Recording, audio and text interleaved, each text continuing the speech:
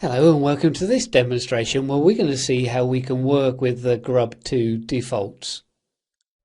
So you can see I'm still on my CentOS 7 server as the root user, and we're going to look at editing the file /etc/defaults, and then we can go through and add in the grub. So within here we're specifying the grub timeout, so how long the menu will show for before selecting the default. So I can go through and maybe increase the timeout a little bit, so I can go through to the end and maybe change this to 15 seconds. We can get a message about the distributor, so that's coming from our system release file. It's going to remember our last entry that we went through to. And we can see we're not allowing submenus. We're writing our output through to the console. And these are all, if you like, default entries that are being applied to our kernel. We could go through and change them. So if we didn't want some of them, we could go through and change them from here. If we wanted to add in additional entries, we could. I've reset my grub disable recovery back to true, the default. And if you recall, this was then adding in new grub entries for each item we have in the menu and adding in a single user mode, or the rescue target mode as it's now called. So I've set that back to the default so we don't get such a cluttered grub menu.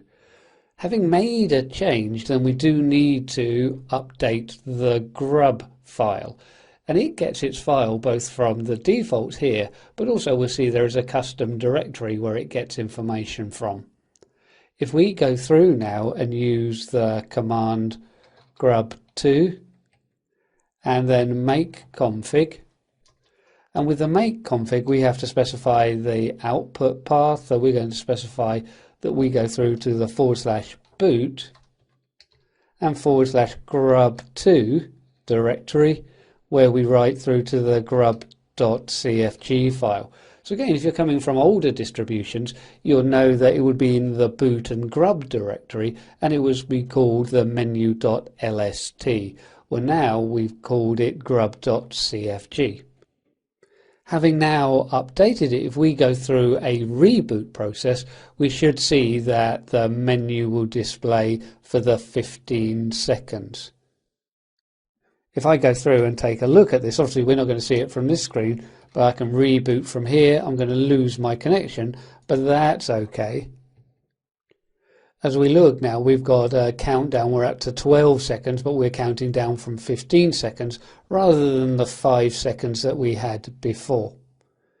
So if it's just simple changes that we need to implement, we can implement those changes through the defaults.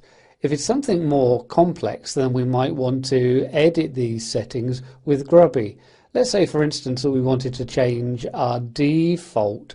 We can see it's defaulting to the top entry, entry 0, but maybe we want it to go back to the middle entry, the original kernel. So we can go through and see how we can change that with Grubby.